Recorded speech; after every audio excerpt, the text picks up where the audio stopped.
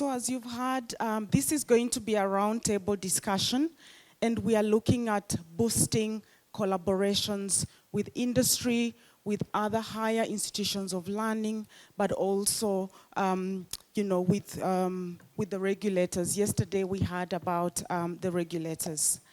And so it's going to be a conversation around our tables. So our conversationists are on the tables, and I will soon introduce them. But I'd like to speak to what we would like to achieve out of this roundtable discussion. So we are going to take a deep dive into the ways in which collaborations with industry, regulators, and higher institutions of learning create synergy for improved outcomes in the higher education sector. We should draw out lessons that our colleagues have learned for deepening collaborations. And we shall amplify the impact of strategic collaborations for higher education institutions. And finally, our leaders, who will be the discussants, will recommend some strategies for effective engagement with stakeholders. So I'd like to introduce the conversationists who are seated around tables, and I'll start with Natalie Munyamupenda. So Natalie, I'd like you to stand up so that we can see you. So Natalie is positioned on that table, and Natalie is the CEO of Kepler College here in Rwanda. They are our hosts for this education collaborative this quarter. She is an educator, a storyteller, and the CEO of Kepler, which is transforming higher education and skilling in Rwanda and Ethiopia by focusing on the outcomes of employment and entrepreneurship. Prior to Kepler, Natalie was the managing director of the Next Einstein Forum, which works to position African scientists and innovators at the heart of global development and reframe Africa's contributions and ambitions. Before her time at the Next Einstein Forum, Natalie was the coordinator of Rwanda's Office of the Government Spokesperson. She holds a master's degree in strategic communications from Seton Hall University in the US. Please join me in welcoming Natalie. The next discussant is Professor Robert Gateru. He's seated here, those behind a pillar, I hope you can see him. He is the Vice Chancellor of Riara University in Kenya, and he holds a PhD in microelectronic engineering and semiconductor device physics from the University of Surrey in the UK, a master's degree in the same field from the University of Cambridge, also in the UK, and a Bachelor of Science in Physics from the University of Nairobi. He is a fellow of the Cambridge Commonwealth Trust, a senior member of the Institute of Electrical and Electronic Engineers. He previously had senior leadership positions at Kenya Methodist University and Kabrak University, and has published widely and won various awards and grants. Please welcome Professor Gateru. Our third conversationist is Professor Daniel Mugendi, the Vice Chancellor of the University of Embu in Kenya. He's a renowned scholar, a researcher, and consultant with illustrious management experience. He has a career spanning over 3 decades, which have seen him make significant contributions in the area of agro-ecosystems research and management, as well as the development of university education in Kenya. He began his career as a researcher with Kenya Forest Research Institute and rose through the ranks when he moved to Kenyatta University. And by the time he was leaving Kenyatta University, he was the Deputy Vice Chancellor of Finance, Planning, and Development. He has other various leadership positions that include Chairman, Board of Directors of Kenya Forest Research Institute, KEFRI, Regional Secretary General and Chairman of the Soil Science Society of East Africa, Secretary and Chairman of the Kenya Chapter of Soil Science in East Africa. Professor Mugendi has authored 9 books, 64 chapters in books, in addition to publishing over 80 referenced articles and research papers in both national and international peer-reviewed journals. he has supervised and graduated 38 masters and 18 PhD students. Please join me in welcoming Professor Mugendi. We'll start with Natalie. And we would like you to share some more specific examples of the collaborations that you have as Kepler College with industry, with other higher learning institutions, but also with the government, especially regulators, and how that is panning out. So this question is to all of you. We'll start with Natalie, then we'll go to Professor Gateru, and we'll finish with Professor Mugendi. So good morning, and I want to clarify because our regulator is quite strict. So in Rwanda, the head of a college or university is vice chancellor. So I'm the head of the group, but I am not the CEO of Kepler College. I want to make sure so that we don't get into trouble. Bailey's is already looking at me. Okay, so, and apologies to people that I have my back to. There's no way for us to do this without someone having our back, except Robert, who's positioned at the end. So I wanted to, I have 2 minutes, so I want to lay foundational principles that we operate with at Kepler that will allow anything that I say to be useful in this discussion. The first is that we view, at least we are looking at trends and noticing that universities, so it's higher education institutions because we also have polytechnics here, noticing that very soon or already there is a trend that is questioning the role or the value of a university degree, all right? So as we said yesterday, the issue isn't competition among ourselves. The issue is competition around whether we will be around in the next 15 years, right? Whether students will still want to come when they have other alternatives that provide them access to jobs or self-employment. So that principle is one that we are reflecting on deeply in Kepler and what drives the type of partnerships that we are making. The second is that student outcomes, as I mentioned, are the center of how we build partnerships. Because for us, we don't look at the number enrolled. In fact, every time somebody asks me, how many do you enroll this year? I'll have to write it. But if you ask me how many were employed or how many are in a business, I have that answer much more readily because we look at the impact of the students outside of Kepler. And the third principle is because we have such foundational issues around literacy, at least in Rwanda, it might be different in other countries, but we have very serious foundational literacy issue. We always look at the pipeline coming into Kepler, so we invest, coming into Kepler and leaving Kepler. And then now let me come to practical examples of some of the partnerships that we have. We view partnerships in several dimensions. The first is what partnerships are we making to improve student outcomes? And here I'm speaking about first, at a fundamental level, what partnerships are we making so that our students can afford to come to Kepler, right? If we say that we have quality education, what are the partnerships that we're in student lending or in student finance that allow students to come into Kepler? What partnerships, and we all know the statement, you can't be what you can't see. What partnerships are we doing so that our students are exposed, like that was mentioned in the very good panel moderated by Vincent. What are we doing so our students are exposed both to businesses that are related to marketplace, but also deep tech, and how are they exposed to these things so that they can, and examples of that is, we recently launched a speaker series with students and alumni.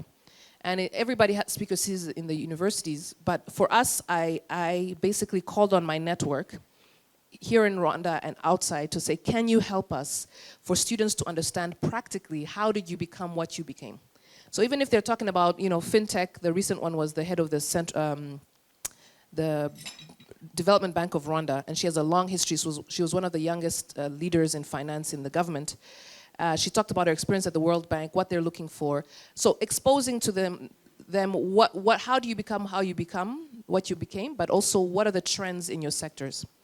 So partnerships related to students, and even, as you said, helping students understand standards. It was a very good point. The other day we launched a fusion center at Kepler where students can come and do some research and we give them some funding to do interesting, fun things that they can fail at. kind of modeled from this Chessy version. So the Fusion Center, a student was saying, I have this idea related to, research for disease. And so I explained to them the kind of process you have to do before you can take something to even a pharmaceutical company. And I said, because if you kill someone while you're doing research at Kepler, we are liable. Who's going to pay this family for this medicine that you've killed them with, right? So partnerships related to students. The second one is institutions to institutions. Personally, I believe, looking at trends, and please don't quote Kepler on this, you can put my name on it. I believe that the future is institutions working together to either do micro-credentialing, co-partnering, partnering with certifications. So I recently had a school called Alt School from Nigeria that came to see me. And when they pitched to me, I thought, oh my God, if we could take his certification and combine it with our degree, what could that do? So they graduate and they're already ready to work for the Bank of England or the banks that are there around business analytics or business intelligence. So for me, those type of partnerships, I don't see people as our competitor. We've been talking with Sylvie somebody said she was in charge of one university. Prof, she's in charge of 8 universities. It's the largest university or education. I said, if we partner with Rwanda Polytechnic, can we have a co-accredited degree? So that we can do what he mentioned, which is they graduate with a degree, but they also graduate with practical skills from a polytechnic. I know that those exist, but there's not the version does not exist here in Rwanda. So we're looking at the type of partnerships that would allow us. But beyond getting something, we support Rwanda Polytechnic, and we supported them, I mentioned that to Patrick yesterday, out of our own budget. So we put a budget aside. Every year, we put money aside. I put money aside in our office for new ideas and partnerships that we want to invest in. So I believe any institution, if you're trying to do something innovative, if you do not put money towards it, you are really not true to what you want. And I know everybody asks us, how do we do it? I think we have a lower budget than most institutions here, but we're quite innovative in how we do it in a lean way, but we also keep money aside to say, hey, can we help Rwanda Polytechnic for 2 years with our own budget? And then, together with Rwanda Polytechnic, we can go to partners and say, please support us to scale this project because it's doing good. So institution to institution. And then finally, let me talk about the regulator and policymakers. I mentioned that previously in my comment, we are interested in supporting the government to be innovative because at the end of the day, it helps us. So I look at trends, what the government is announcing in Rwanda all the time. Hey, we want to do this IoT-related agriculture. And the first question I always ask the minister, do you know what that means? Or what does it mean for you? And then she'll tell me, hey, we want to do this. And then I'll say, okay, so who are you supporting within the talent ecosystem? How can you support us, or how can we prepare for us to feed into your national ambitions? And a lot of institutions wait for governments to come and tell them, by the way, help us to do this. Oh, do you have a degree in this? For us, we go ahead. And every time I see something in the news, I send it to Bailey and say, hey, can we do this? What opportunity, even if it's not at a degree level, can we certify people in this area? What will it cost? Can we pilot it? What will it? And that's how and then I go to the government and say, hey, this is our plan. We come with like a case study, a business case. We want to do this for you. This is what we'll require from you. And in general, the government might say, we don't have this money, but we know who has this money. So let me make a call, and they come and we have a 3-person discussion, and we end up getting that funding to pilot. So those are practical examples. I can't give them to you exactly because we're working on them. But we've seen that if you come with something ready, of course you have to have a good government. That part I cannot control for you. But for our government, if you come with a business case and you are very ready to go and say, and not just for you, we usually say, hey, we will partner with Rwanda Polytechnic, we'll partner with these 5 institutions to get this done. How can you help us get funding to do this new thing that is outside of our purview? And the final thing for regulators, I mentioned that yesterday, you were talking about profs who were taught in the 80s, regulators, I think, were taught in the 60s. So, and I say that not as an insult, but it's to say that when you're looking at the quality of standards, you have to make sure that you are very careful and cautious. And we are pushing regulators to be very innovative, but we don't want the flack once the things, I looked at the CBE work in Kenya. Once it starts falling out, we all want to say it's not our business. The regulator should have done something. So the best way to do that is to say, you know, here we want to pilot a small pilot. Would you support if the results are going to work? This is what we plan. Will it work for us? If it works for us, can we scale it with you? Would you allow a shift or an adjustment? I think it's difficult when we come all of a sudden and say, hey, I have this degree ready for you, and I want it done this way. Can we show them small pilots that we come together to do? And remember, the principle is here, they're not our competition. So if I want to work with the University of Rwanda or I want to work with the University of Kigali, they are not our competition, because I am thinking about my personal survival as an institution in 15 years. Right? And that's how I view it. If your model is not good enough that if you share it, you lose your edge, it's not a great model. And by the way, losing your edge so that students have better outcomes, for me, it's fine. Even if you die, but your model survives and is through Rwanda Polytechnic, gets to 20,000 students, that's what we're looking for in terms of outcomes. And good morning once again. I'm right at the end over here.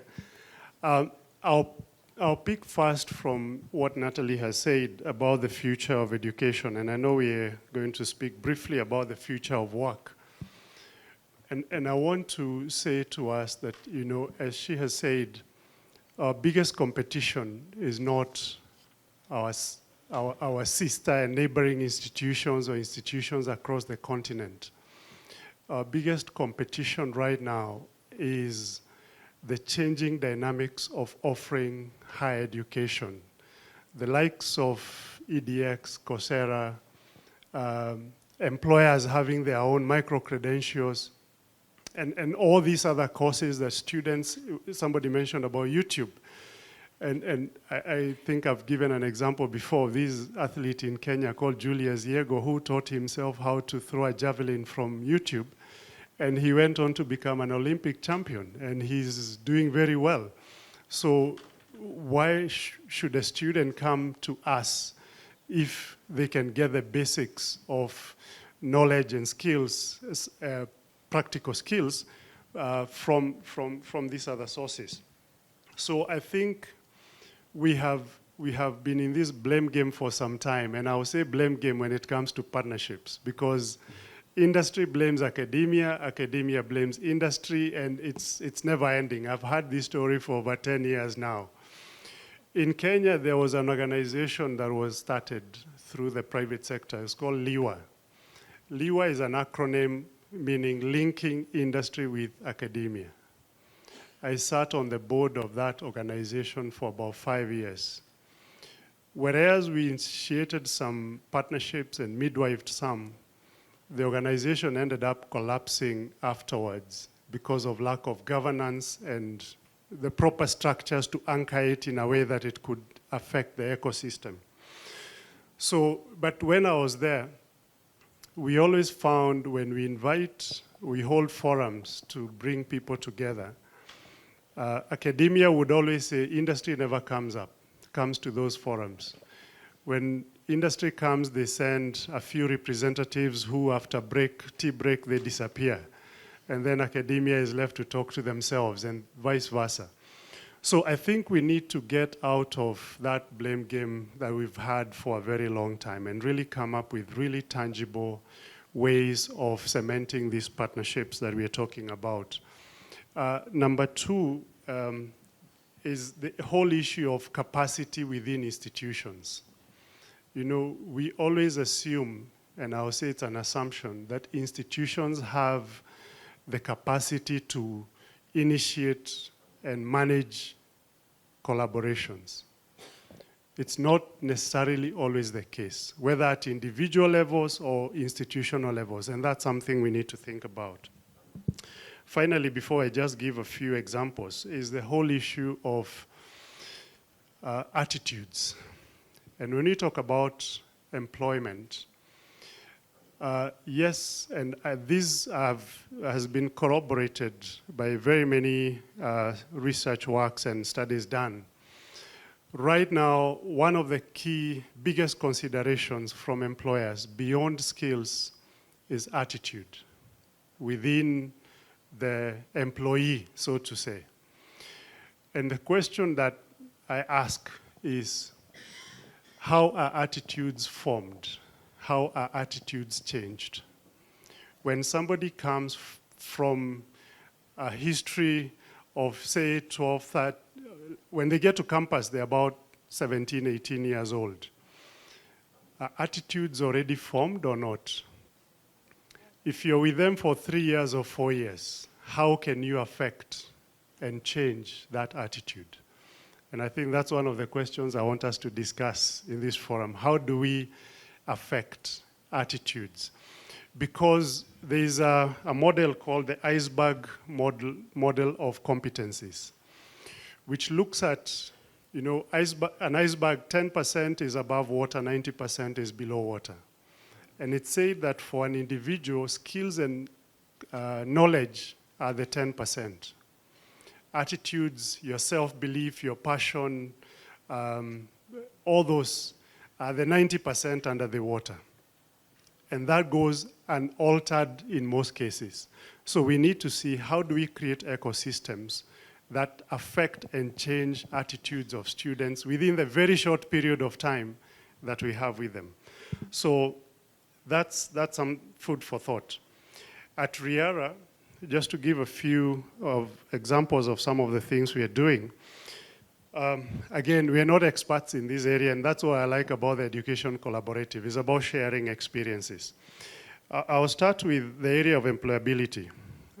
Last convening, we were privileged to lead the employability track. And it caused us to reflect a lot on what we do around the employability space. So after the convening, we actually applied for a post-convening grant, and we are glad and grateful that we got the convening grant, which helped us to refine our employability strategy. And so we are engaging with stakeholders, both industry, government, and even students. This week we have focal groups going on with students to give us feedback on our employability strategy. And we hope that out of that we'll be able to refine our strategy very well. Number two, in terms of preparing students for the world of work, in this space of micro-credentials and industry skills, we have started to integrate industry qualifications into curricula. For example, in our Bachelor of Business Administration program, we have ACCA courses taught together with the rest of the credit programs. At the foundational level, instead of we used to have a course we call Computer Essentials. So we replaced that with ICDL. So students do ICDL instead of our own internal course and things like those. So it's an area we are trying to grow, also in the area of ICT, with Cisco being integrated into the curricula, to be able to get students to earn industry badges even before they graduate. We've also started to run core-branded programs with industry. I'll mention just two. One is with a law firm called Triple OK Law, where we started a legal talk series on topical issues, including like digital lawyering. Where is law going in the area of technology? And this has attracted a lot of interest from across many stakeholders. As I finish, I just want to say that one of the other areas we found very, very useful is in student events. And we have challenged students to go out there and look for partnerships to fund their events. And we have been amazed that almost 100% of student events have been fully funded by corporates. And this is students going to knock doors, talk to partners, and the partners come on board. We just finished a health week last week, and we had very many partners from industry purely brought in by students, and that has been really, really powerful. So I think we need to just be very, very close to our students, be very close to our faculty, empower our members of staff to initiate these collaborations. Yeah, and I'm sure that we'll be able to get somewhere. For government, we've related well with regulators. I'll just highlight just one briefly with the Council of Legal Education in Kenya. They regulate the law programs. So they came to us and they said, we have these students who graduate from abroad, Kenyans, and they want to come and be admitted to the bar, but they have deficiencies in some mandatory courses that are required for you to be admitted to the bar. So we partnered with them, they accredited us to run a remedial program for them to be able to meet the minimum requirements for them to be admitted to the bar. And that has been running very well. So I'll just highlight that, only that for now in the interest of time. Thank you. Thank you very much. I hope you can all see me. I'm trying to sit strategically so that I make sure that nobody is seeing my back. I also want to say briefly that in this area of collaboration, I want to talk about the regulators, industry linkages, and then collaboration with higher institutions of higher learning. Now, with the regulators, that's where I want to start. And I would say in Kenya, I think higher education is over-regulated. And those of you who come from Kenya, you know that. We have, of course, we have the mother of all regulators, the Commission for University and Education. I understand they were supposed to be here, but there is a change of guard because we have the CEO who was there has finished his tenure. We have another one who is actually joining this week, and maybe that's why they are not represented here, but I'm not speaking on their behalf. But I want to say that is the institution that really regulates university and education. Now, our relationship with the regulator, and I'll be talking about other regulators also, but our relationship with that regulator, both for public universities and private universities, I think for the last 5 years has been very cordial, very good. I think the CEO who was there knew how to go about bringing everybody on board. But if there are those of us who were there before that, they knew that that regulator was like a police. So anytime you hear they are coming to an institution, you are looking for where to hide because you don't know what they are coming for and what they are coming to. Yes, you don't know what they are after. But I think after Professor Ntarangwe came in, I think that changed. And we have a very good relationship, and I think we have worked very well, both for private and the public universities. And I really want to recommend that. I would want to say that that relationship has been very good. And we want to hope that it will continue even with the new CEO who has come in, because again, these things is a matter of who is leading. Now, we also have a number of other regulators.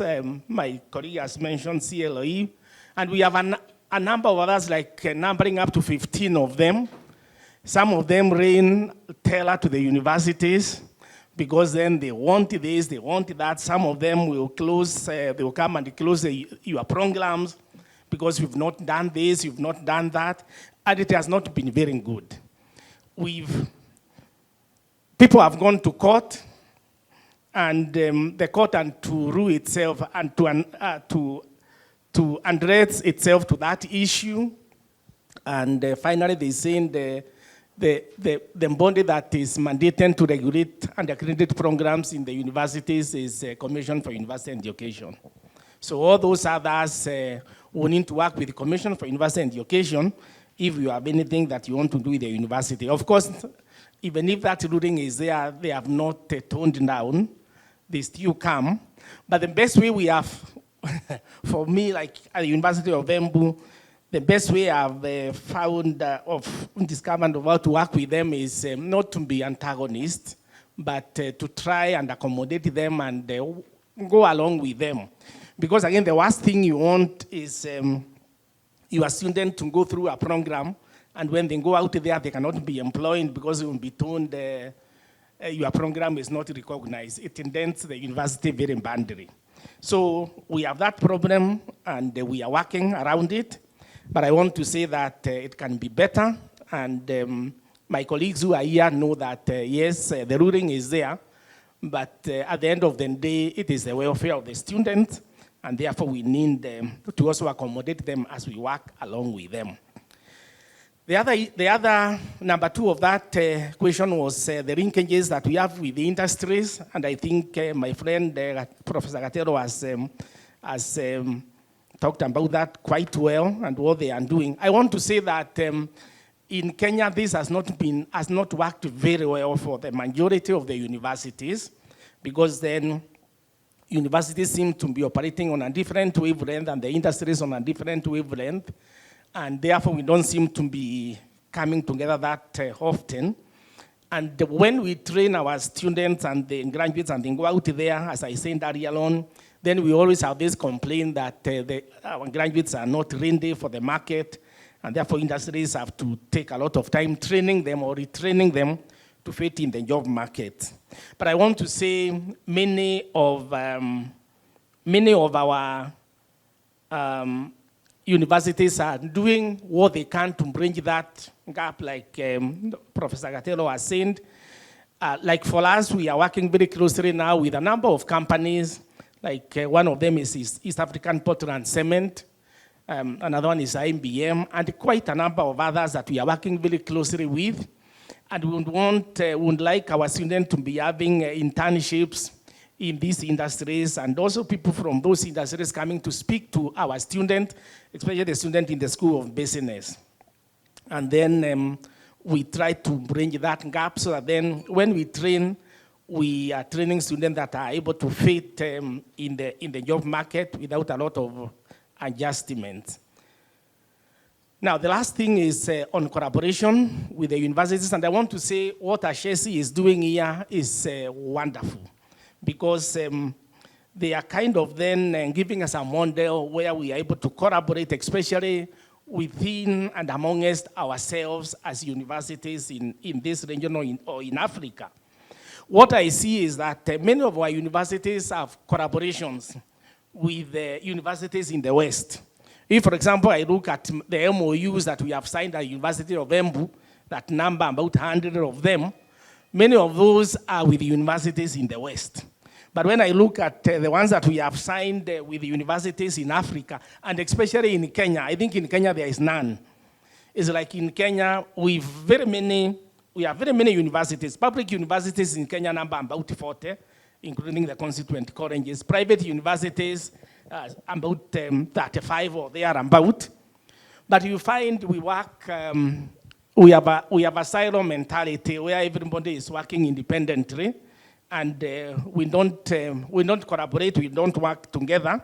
So this model that HEIs is giving us is fantastic, and I want to thank HEIs for this, because then you are helping us to be able to work together. And I think we need more of this, whereby we are able to collaborate one with another, even within our localities. There is nothing that would prevent University of Embu collaborating with the university that is next door, Chuka University or Meru University, or my mother university, which is University of Nairobi. But often we behave like competitors. And I guess like for us in public university, because we are competing for funds from the same source, from the exchequer, so we kind of behave like we are more of competitors than collaborators. And I think this doesn't help. So I think going forward, we need to be looking for ways that we can be able to work together, and we can be able to collaborate and establish these collaborations for the betterment of our students. So that is what I would want to say on those three aspects. And I would also like to say that as far as the industries are concerned, again, we we know that as universities, as public universities, maybe we have not done very well to train our students to be entrepreneurial in that sense, and to make them employable when they finish. And therefore, this discussion, and in fact, what we earned in June in Ghana, these are things that have helped us and are helping us very much. And after all these discussions, like in my University of Embu, we have changed a few things. And for example, now we are introducing an entrepreneurial course that will be a common unit. And what we've done is we've started with one of the schools that is more progressive. That's a school of education.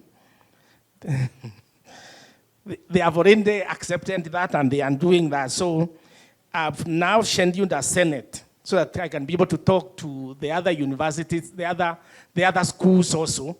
Of course, there will always be a bit of resistance, especially when you want to introduce common units. So which ones do you throw away? I don't them throw away HIV and the AIDS. That is no longer a threat. People are living very well nowadays, even if they have HIV and AIDS. And let's introduce this entrepreneur course. So I'm waiting for them in Senate, as a chairman of Senate, and I'm sure I'll be able to drum down this to them so that then they accept. Thank you, Professor. You see, everything is democracy, so you have to fight for that space. But I want to say, Lile, Ashesi, I want to thank you for all this, because then these ideas are doing a lot. School of Education have already integrated that in their curriculum, and they have started teaching this semester. But then I have to go to the other schools also, so that we do that. Otherwise, there's a lot we can do. I want to stop there. Thank you very much. Where do you see the place of higher institutions of learning, of development partners, of regulators in terms of preparing graduates who are fit for purpose? And then finally, what recommendations do you have to enable us deepen collaborations that are either existing or those that are at the early stages? So we'll start with Natalie again, and then Professor Gateru. It's a question all higher education institutions are asking themselves. So let me give you an example of a partnership that we have. So as an institution, you know the question we all have between being a generalist, providing generalist skills versus specialist skills.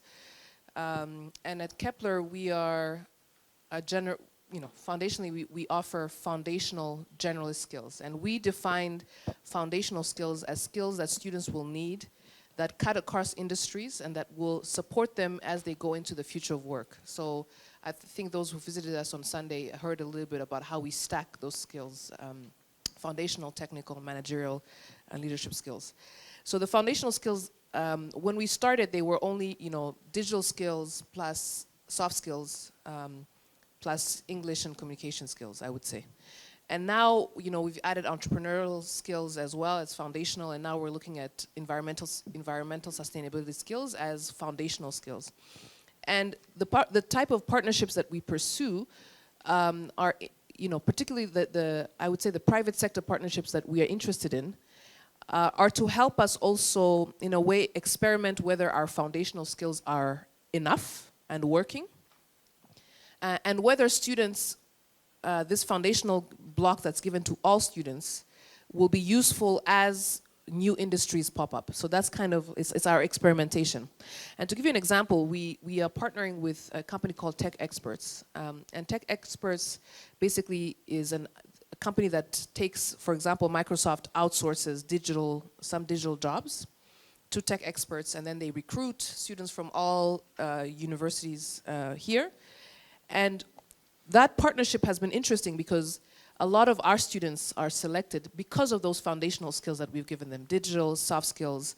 And often our students are the ones that become floor supervisors because we've added this ability to express themselves well in English, particularly in written. And a lot of, for example, their contracts now are not spoken on the phone, they're more digital queries. Can you answer them and fix the problem that someone has in Brazil or in Europe or in the US? And we had whenever Tech Experts has a new partner, so a Microsoft or a Meta or whatever, they call me to come and stand and pitch for the skills in Rwanda. Not pitch for the skills at Kepler, pitch for all of us so that we get this contract, so that now all of our institutions are competing for these 500 or 1,000 jobs, right? And so I see it as a benefit because of those 1,000 jobs. I know that 500 will come to Kepler, right? So I think Tech Experts is a good example because it allows us to test whether our theory around foundational skills for the future is realistic, in that it is enough. Now, we get feedback quite often in those type of partnerships, you know, on some of the lack that we have. So particularly around, I think Robert mentioned it, around attitudes, right? So they'll say your students are amazing, right? They speak well, they're fast, but they have a bit of an entitled attitude, right? And so then we go back and say, okay, within these foundational skills that we have, everything is working, but we have missed attitudes. And then we think, how do we, like Robert was saying, how do we measure and assess whether we are improving or changing or instituting the right types of attitudes? I think that has been the most recent challenging part of our foundational portion. Because everything else you can measure. As I said, we have our external assessments around that. But this attitudes one has been a ringer for us. And so I would really love to hear from the audience, our colleagues, on what you have been doing that is working well. Because in Kepler, we have our own, we have a code of conduct like Ashesi. People, you know, it's amazing. And people are excited. And when they leave, we think, oh my God, our students are amazing. And we get the feedback that we get most often is actually not around our skills, it's around our attitudes. And the final thing I would say, I think Kenya is quite successful, more than we have been in Rwanda, to talk regularly with professional bodies. But that comes because you need them for curriculum design and other things. But it would be interesting to see, we do a lot of remedial programs that we've established to help partners, but it would be interesting to be more thoughtful around how can we help, because private sector with the government, you have to be helping them, right? And maybe private institutions are better at this than public institutions because we don't get public funding, right? So if you want people to come and pay for your degree, what are you offering? What problems are you solving to the private sector? But for us, we pursue large partnerships that allow our students to have 100, 200 jobs, and then could also give us a loop of feedback around whether we're doing well technically and on the soft skills side for our skills. I would say that, when we ask questions, I would be interested in learning what kind of partnerships. He's already mentioned one with the Law Society. What professional bodies, how are you working with professional bodies to get the type of skills or assess whether you are producing the right type of candidates? So for us, foundational skills are key to the future of work. And as I said, even things, final point, sorry, around, for example, we've been reflecting at Kepler whether we add certain types of certifications, I already mentioned them, where we determine that, yes, we're producing someone, for example, who's going to graduate with a degree in business analytics or project management, but is this enough as we look at trends? And if we can't get the regulator to give us an update very quickly, can we even get a certification that students either pay for directly or that we pay for as a pilot to see that this would help make our students more competitive. And then when a case has been established, then we take it to the regulator. I think that's another thing that we are experimenting with. Thank you. I'll try and keep it brief. But this is an area that also personally I'm really interested in, the future of work. And we've had many conversations around here because the future of work, future of education cannot be separated from the future of work. A program called Ajira Digital. These are government initiative to train students for online work. And so we have had a few sessions for our students to be trained through that program instead of taking some of the other courses that we require them to take. So, and we found quite a number of them have been able to get into that space. So we cannot ignore what is happening in the world, in the sector. Otherwise, we'll be left speaking to ourselves. Students will find things to do out there. They'll go on with their lives, and institutions will be without any students. To the final point about maybe what we can share in terms of building partnerships, I'll just mention a few things. One, I think it's important that we get the institutional culture right first. Before you even look for many partners to come on board, how is the culture within the organization?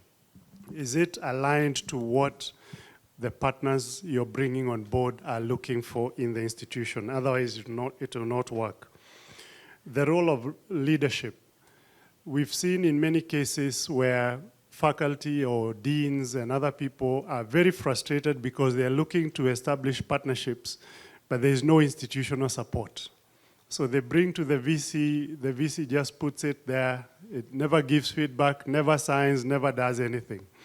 So we need to ask the role of leadership, and do we have all the capacity within the leadership of institutions? One of the things I like to highlight, there's no school for vice chancellors. So mostly people are promoted through the system. You get a PhD, you become a dean, then a DVC, then a VC. But who teaches you how to build these partnerships? Who teaches you to fundraise? Who teaches you how to knock doors and close deals? That's something that we need to think about. Finally, even as we recruit within our institutions, for me, attitude is paramount, and I still go back to the issue of attitude. So it's not just about our students, but also our faculty, our deans, our directors. We hire for attitude. At Riara, we kept a position open for 3 years because we couldn't get somebody with the right attitude, and we didn't care. We didn't want to fill it just because people have applied. So that's something to think about. And finally, let's not forget parents. Let's not forget parents and homes. The higher education space is a very short timeline to be able to transform an individual who has come from very many other ecosystems that have formed them.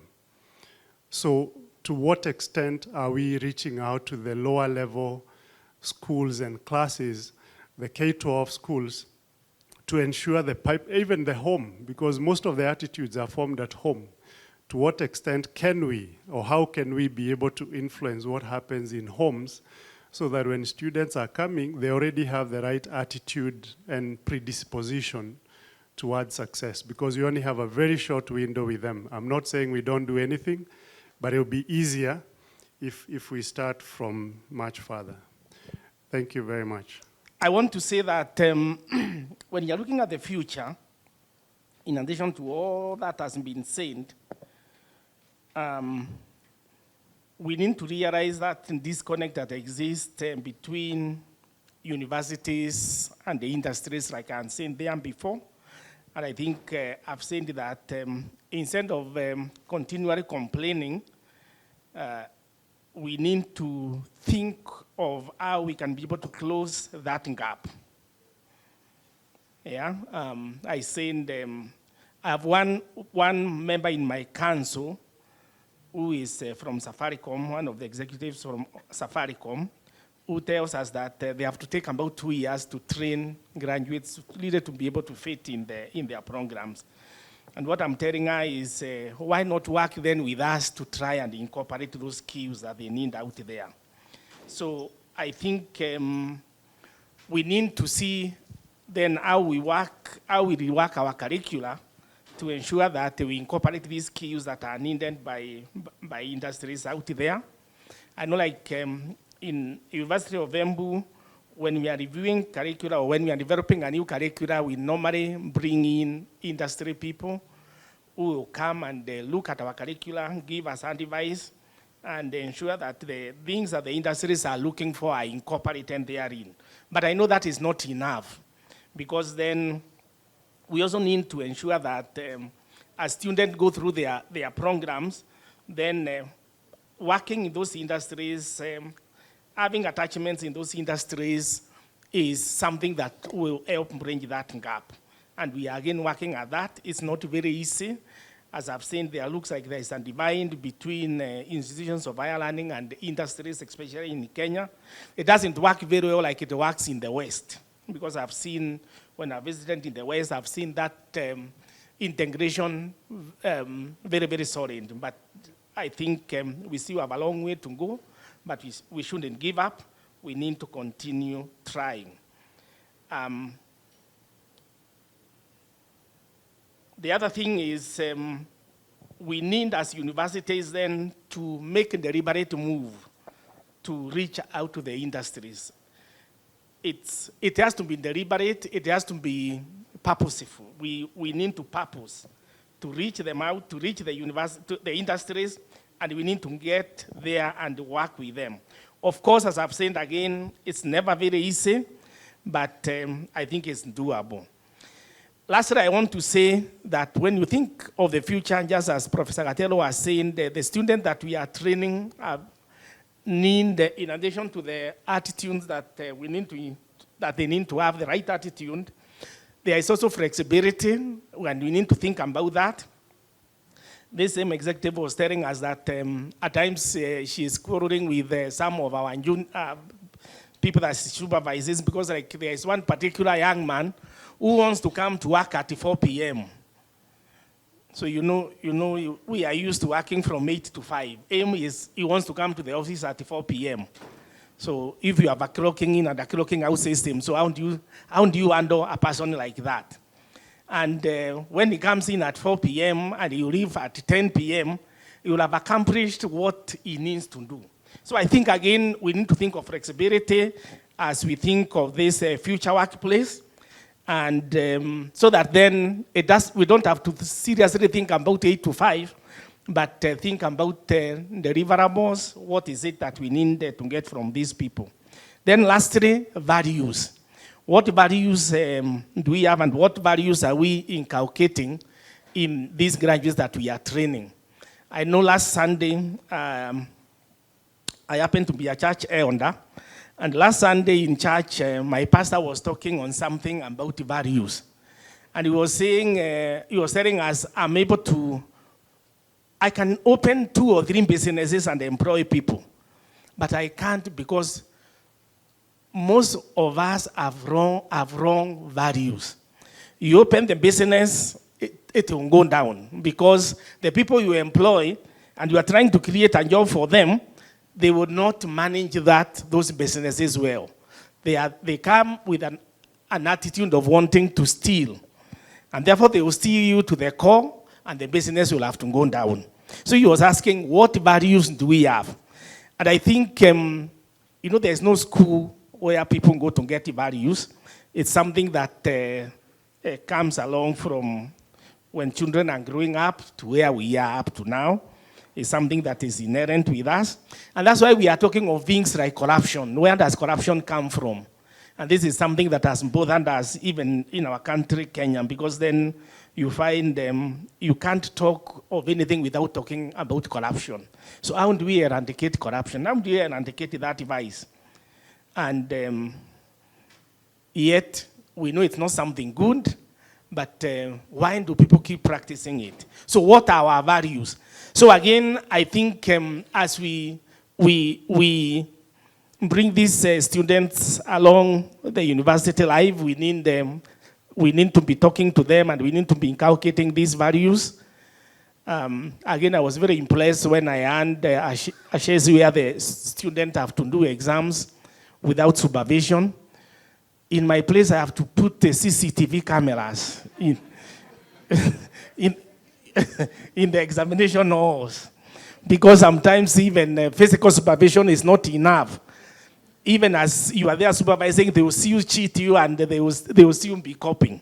So sometimes then we have to put CCTV cameras to ensure that we are able to see what everybody is doing, and somebody will have to say to check after the exam, to check what everybody did during that period. So again, we are talking of values. Yes, what is it? What is it that HEIs is doing that we need to learn, so that then we can inculcate this into our students, so that then we make sure that they have the right values. So there is a lot we can talk about, but I know the time we have with them, the 4 years, it may not be a very long time, but what can we do within that period? Of course, we might want to blame the parents, where they come from, because then, when you can't do anything, there is always easy way out because you always look for somebody to blame. But I think as leaders of our institutions, we also have a responsibility. Let's see what we can do. I'm really keen to hear what HEIs is doing, especially this issue of examination, so that then I can remove the CCTV cameras from the from the examination halls. Thank you very much. Thank you, thank you. Yeah. I think the greatest takeaway is the attitudes, the values, and the leadership. I'd like us to hear from John Matogo from IBM on some of the collaborations with higher institutions of learning, and then we'll bring this session to a close in the interest of time.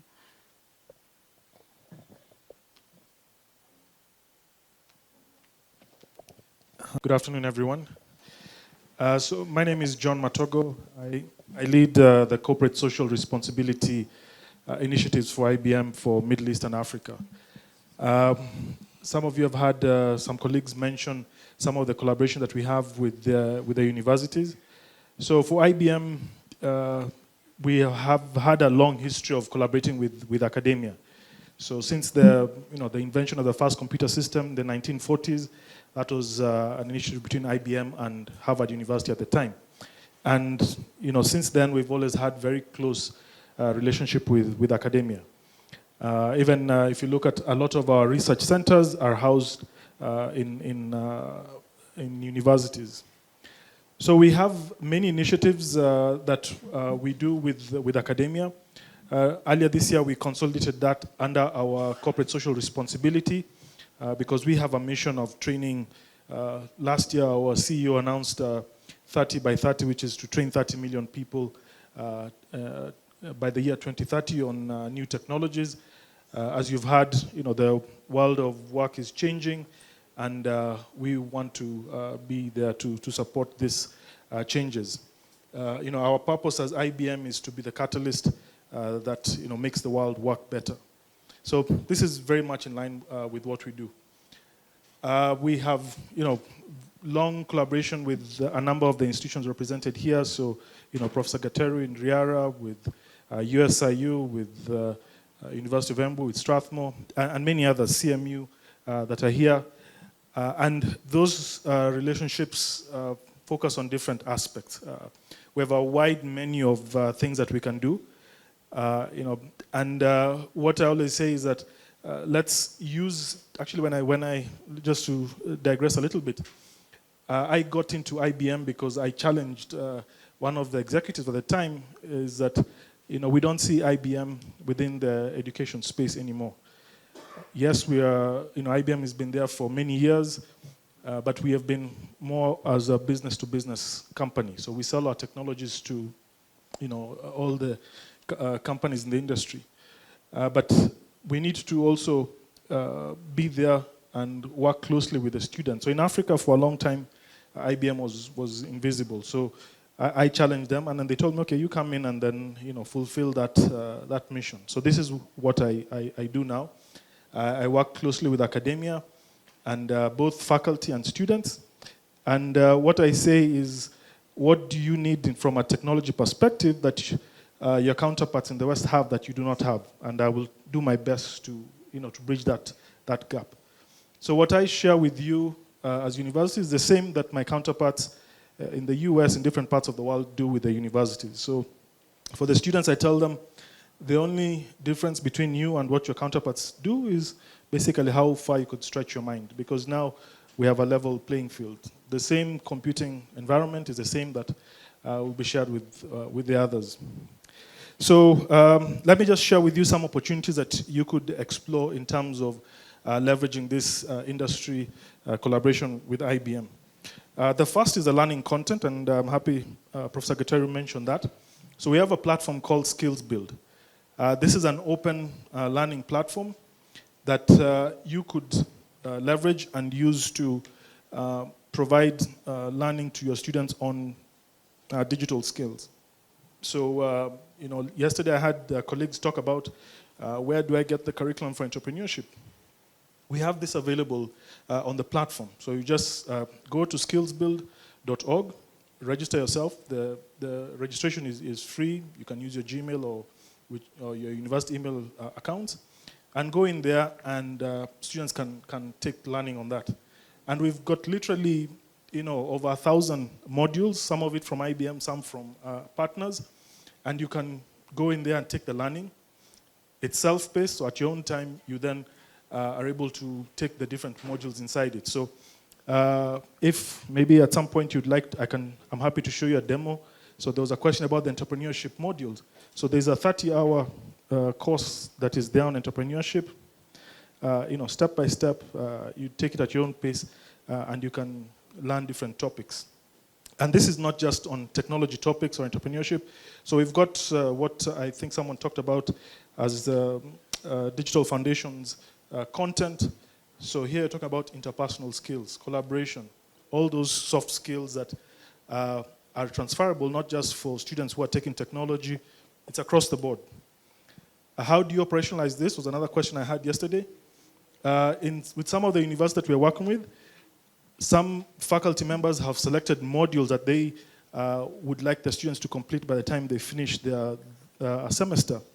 So when they begin the semester, the faculty member will inform the students that by the end of this semester, you need to have taken this module, and all they give them is the link to the site. So the students find their own time whenever they want to learn. They go to the platform, search for the module, complete the learning. When they complete the learning, there's a test at the end of every module, and all they do is send the faculty member the digital certificate that they have acquired, and that they mark that as part of their course completion. So again, it's open to how you'd like to implement it, but this resource is available to you. And like I mentioned, there's literally thousands of modules that are on that platform. So that's on the skills bill, and I encourage you to go in there. It's self-learning and it's open. We also have some instructor-led training programs that go a little deeper on some of the topics, especially for technology topics.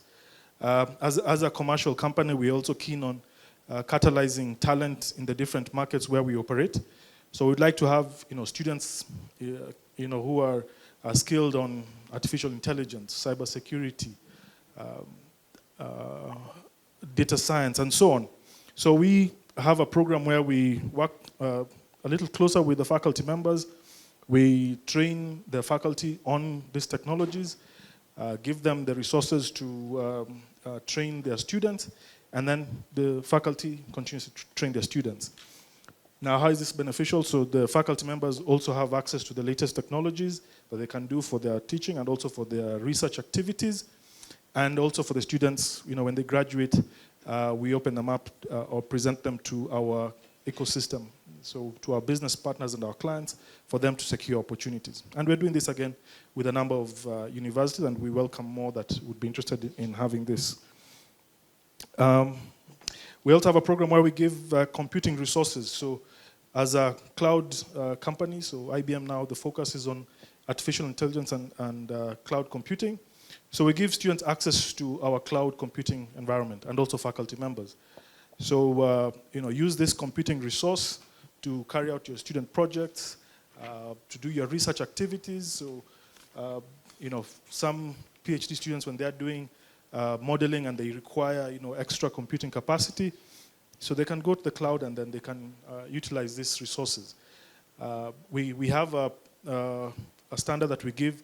But if there is need for much more computing resources, again, we make that available to the students and to the faculty members. So all this is at no charge.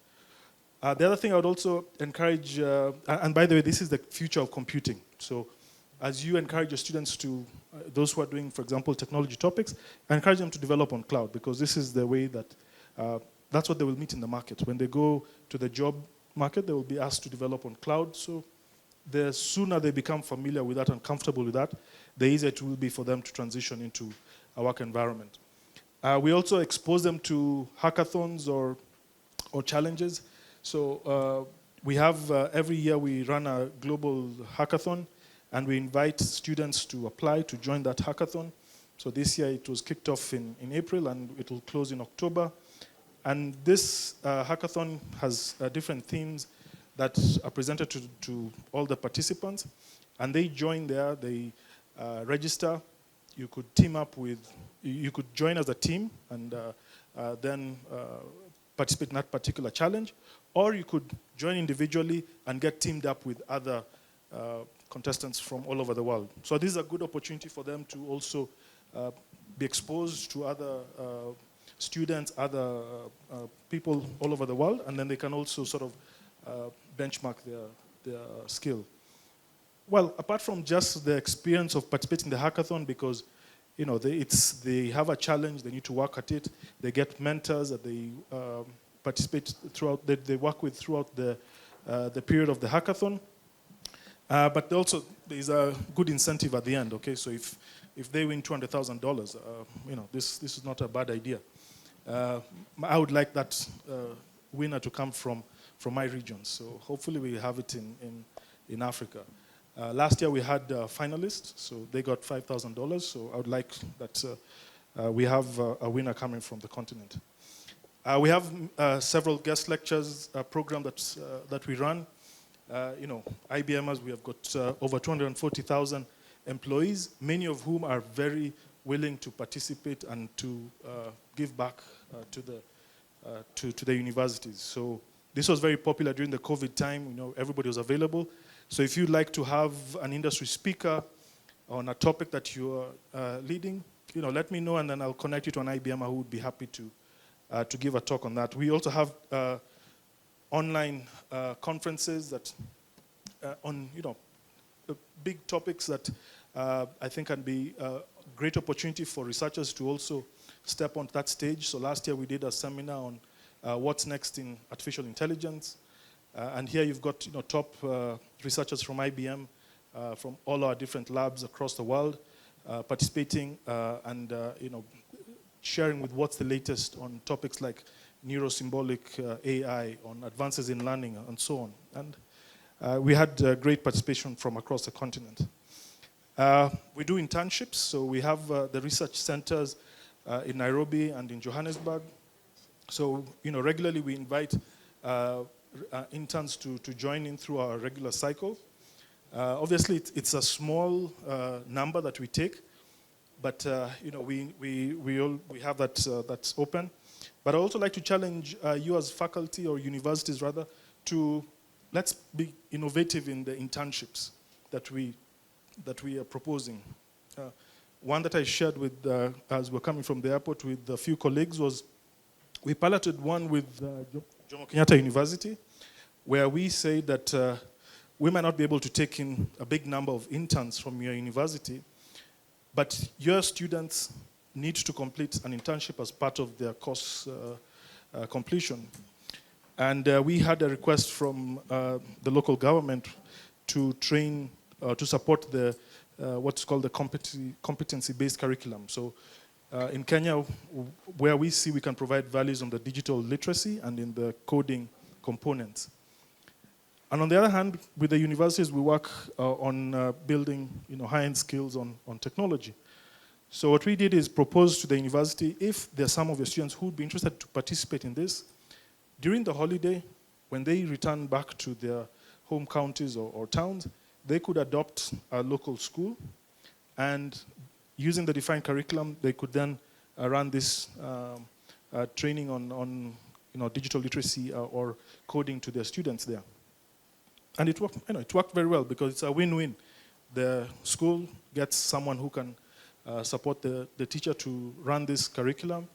The student from the university has an engaging activity. So this is something that's very important because, you know, to run a class, as you all know, is not just something that is straightforward. They need to make a plan for it. They need to, so they develop a lot of skills as they execute this particular activity. And that adds up to their course credits that they'll complete for that. And it worked very well. So, and the beauty about this is that it can scale. Imagine if you're able to then have, you know, several groups of students that are able to do this. So I think there's a lot of opportunity there. We also share another opportunity. So we had a program. Last one, John. We've run out of time. Last one, okay. So we had a program with the Association of African Universities. This is a network of universities in West Africa. through some support they had from the World Bank. So a few of the students from those universities were able to come to the research lab in Kenya for an orientation, and then they go back for 6 months and they work together with the research scientists. So this was a project conceived during the COVID period. So it's a remote internship, but it's working very well. From what I hear, this is something we could explore because I understand there's some funding that is available. You could explore this kind of project. So let's think innovatively.